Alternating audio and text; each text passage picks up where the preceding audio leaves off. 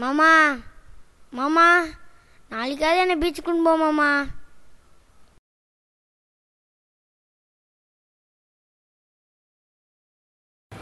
பார்த்தியா அவ்வளோ தூரம் போக வேண்டியிருக்கு. இன்னும் அந்த லாஸ்ட்டில் தெரியுது பார்த்தியா, அங்கே தான் போகணும். ஆனால் இந்த வெயிலில் கூட்டின்னு வந்து என்னை சாவடிக்கிற பார்த்தியா. விஷம் விஷம் விஷம் விஷம்.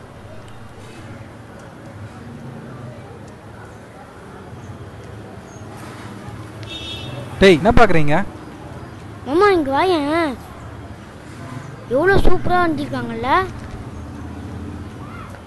ஆமாம் நல்லா தான் வரைஞ்சிருக்காங்க. மாமா நானும் கற்றுக்க போகிறேன் மாமா. கற்றுக்குன்னு பெரிய ஆர்டிஸ்டாக அந்த மாதிரி வருவேன் மாமா. ஆர்டிஸ்டாக என்ன பண்ண போகிறேன்? பெருசாக வரைவேன் மாமா. பெருசாக வரைஞ்சி அதான் என்ன பண்ண போகிற? ப்ளீஸ் மாமா, என்ன ட்ராயிங் கிளாஸ் சேர்த்து விடுவேன் மாமா. இதெல்லாம் நடக்கிற காரியமா? வா வாடான்னு என்னை தேவையில்லாமல் டென்ஷன் ஆகாத. விடு மாமா. சொல் பேச்சு கேட்க மாட்டியா நீ? ஒரு தடவை சொன்னால் உனக்கு புரியாதா? ஏன் இப்படி அடம் பிடிச்சின்னு இருக்க? ட்ராயிங் கிளாஸ் தான் மாமா சேர்த்து விட சொன்னேன், தப்பா மாமா? நீ டிராயிங் கற்றுக்கணும்னு நினைக்கிறது நல்ல விஷயம் தான்டா, அதை நான் தப்பு சொல்லல. ஆனால் என்ன மாமா? உனக்கு ஒரு விஷயம் புரிய மாட்டேதுடா. உன்ன மாதிரியே தான்டா 5 வருஷத்துக்கு முன்னாடி டிராயிங் மேலே ஆசைப்பட்டு அதுக்காக படித்து முடித்து வெளியே வந்து என்னோட ரூம்மேட் ஜானகிராம்.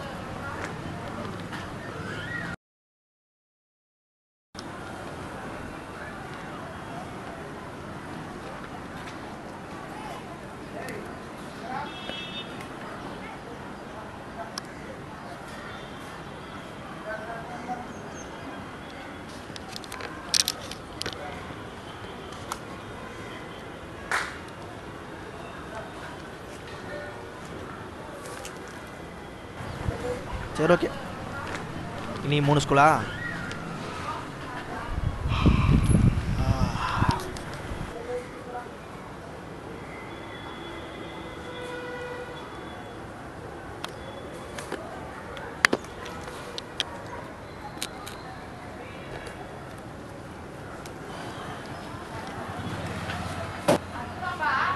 ஏப்பா கிளம்பிட்டியா? பிச்சைக்காரன் கோயில் கோயிலாக சுற்றுறான், நீ ஃபைல் எதுவும் ஸ்கூலாக சுற்றுற. பேசுங்கடா பேசுங்க. வேலை இல்லா பட்டதாரி தூக்கு போட்டு தற்கொலை, இவன் நீ சாவு வரணும். ஆல் த பெஸ்டா மாமா.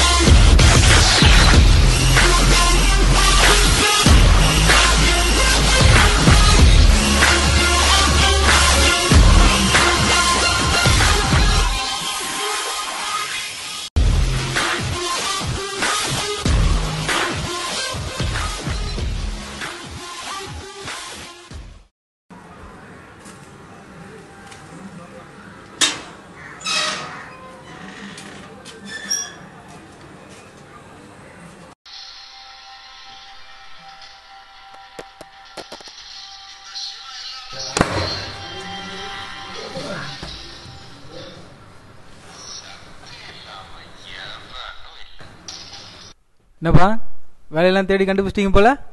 ஆ என்னடா சொல்கிறது, வரைஞ்சி வரைஞ்சி பென்சில் தெரிஞ்சு போச்சு, அதை அழிச்சு அழிச்சு ரப்பரும் தெரிஞ்சு போச்சு, வேலைக்காக அலைஞ்சி அலைஞ்சி செருப்பும் தெரிஞ்சு போச்சு, வேலை மட்டும் கிடச்ச பாடம் இல்லை. நீ வாடகை என்ன கொடுத்த பாடு இல்லையே? உனக்கு உன் பிரச்சனைடா. சொல்லு சொல்லு, என்ன சொல்ல போற சொல்லு. நீ படிச்ச படிப்பு அப்படிடா. டேய் உனக்கு எல்லாம் புரியாதாது. என்கிட்ட கோவப்பட்ட ஒன்றும் பிரயோஜனம் இல்லை. அப்படியே சுற்றி இருந்தா ரோட்டில் தான் எனக்கு வந்து படம் வந்துட்டு இருக்கணும். கல்ல பார்த்தல என்ன பேச்சு பேசினானுங்கன்ட்டு. ஆ வீட்டு வாடகை கொடுத்து 3 மாதம் ஆக போகுது. வெளியே போனால் எங்கே போவ? இதெல்லாம் தூக்கி போட்டோமா வேற எதனா வேலையை பார்த்தோமான்னு இருக்கணும். நீ எல்லாம் பட்டாதாண்டா திருந்துவ. அப்படியே போ.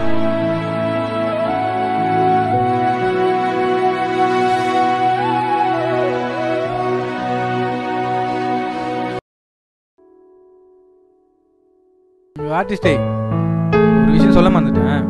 எனக்கு தெரிஞ்ச ஃப்ரெண்டு கனிமலை எடுத்துருக்காப்புல. அவர் நம்பர் அங்கே வச்சிருக்கேன். அவர் எடுத்து ஃபோன் பண்ண வேலை விஷயமா பேசியிருக்கேன்.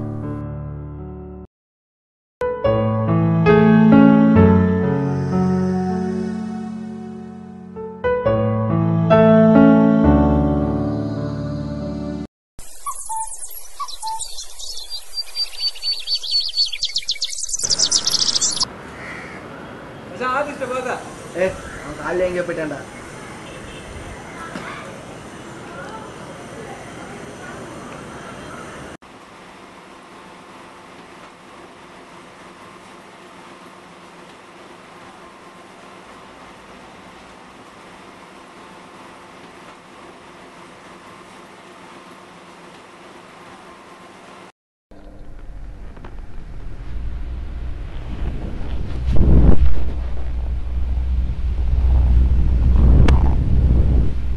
தம்பி ஆச்சா? இதோ ஒரு நிமிஷம் சார், வந்துடுறேன் சார்.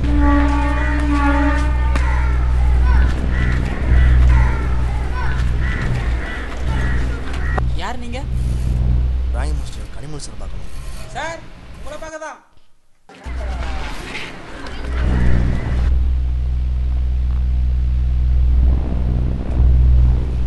சரி நான் வரேன் சார். சார் என் பேர் ஜானிராமன் சார். என் பேர் கனிமொழி. என்ன விஷயமா வந்திருக்கீங்க? நீங்கள் டிராயிங் மாஸ்டர் ஜாப் வேகன்சியாக ஆனந்த் அனுப்புகிறார் சார்.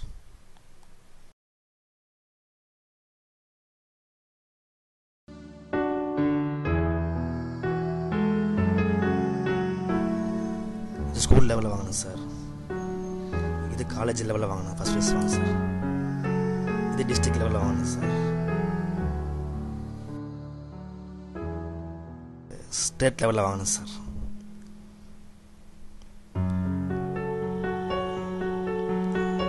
ரெஸ்யூம் இருக்குது சார். ஓவரால் என்னை பற்றின டீட்டெயில்ஸ் எல்லாம் இருக்குது சார். இதுக்காக நிறைய ஸ்கூல் ஏறி இறங்கிட்டேன் சார். ரொம்ப மெனக்கெடுத்துருக்கேன் சார்.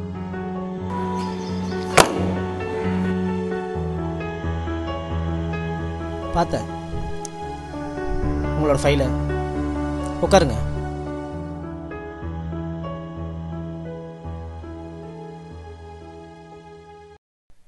உங்கள் திறமை, உங்கள் முயற்சி, அதுக்காக நீங்கள் எடுத்துக்கிட்ட பயிற்சி, உங்கள் திறமையை பார்க்குறப்ப இட்ஸ் குட். இந்த கலைக்கு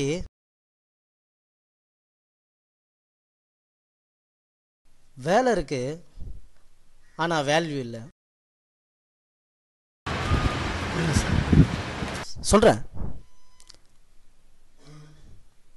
ஒரு ஸ்கூலில் ஒரு நாளைக்கு 8 பீரியட் வைக்கிறான்.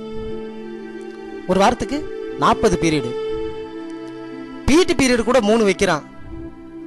பாருங்க, நம்ம ஓய்யத்துக்கு ஒரே பீரியடு தான். பொதுவாக ஸ்கூலில் காம்படிஷன்லேயும் ஆனுவல் டே ஃபங்க்ஷன்லேயும் first prize, second prize, third ப்ரைஸ்ன்னு சொல்லிட்டு ப்ரைஸ் அடைக்கன்னு போகிறான். ஆனால் நம்ம டிராயிங் காம்படிஷனில் ஃபர்ஸ்ட் ப்ரைஸும் அதுதான், லாஸ்ட் ப்ரைஸும் அதுதான்.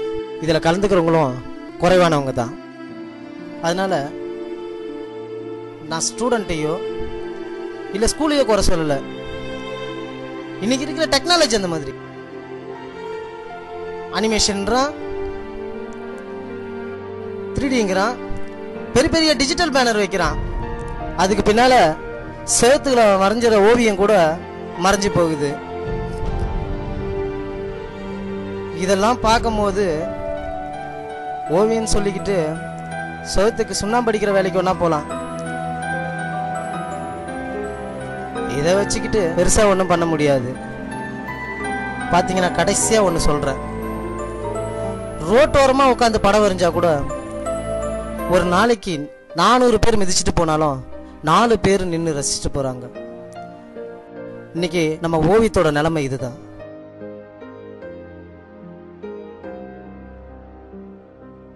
சார், ஜானகிராமன் சார், நில்லுங்க சார்.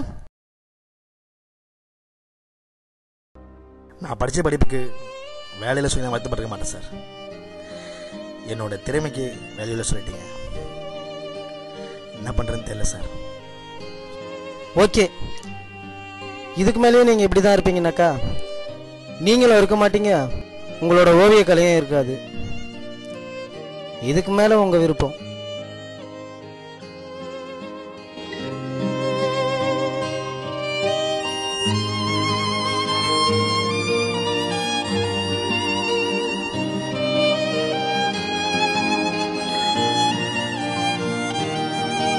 மண்ணுக்குள்ளே இருக்கிற சிலையை தோண்டி எடுத்து ரசிக்க தெரிஞ்ச இந்த மனுஷங்களுக்கு அதை செஞ்ச கலைஞனையும் அந்த கலையையும் எப்படி மதிக்கணும்னு தெரியல. இப்படி இருந்தால் அந்த கலை எப்படி வளரும்? யார் என்ன சொன்னாங்க? நான் சுவாசிக்க காற்று எனக்கு எந்த அளவுக்கு முக்கியமோ அதை விட நான் நேசிக்கிற இந்த ஓவியம் எனக்கு ரொம்ப முக்கியம். கண்டிப்பாக நான் நேசித்த இந்த கலையை 4 பேரையாவது ரசிக்க வைப்பேன். அப்படியான ஒரு இடமும் அப்படிப்பட்ட ஒரு நொடி எனக்கு போதும். நான் என்னையே மறந்தாலும் என் ஓவியத்தை மறக்க மாட்டேன். கடைசியாக நான் அவனை அன்னைக்கு தான்டா பார்த்தேன். ஓ, இதுல இவ்வளோ விஷயம் இருக்கா மாமா? அப்பனா இந்த டிராயிங் யார் மாமா வச்சிருப்பா? அநேகமாக அவராக தான் இருப்பார்னு நினைக்கிறேன்.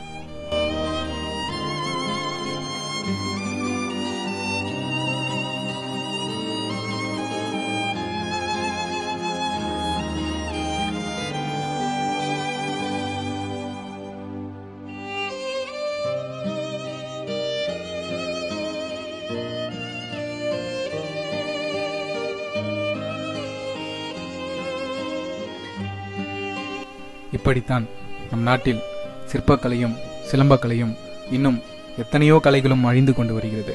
தயவு செய்து அந்த வரிசையில் நம் ஓவிய கலையையும் சேர்த்து விடாதீர்கள்.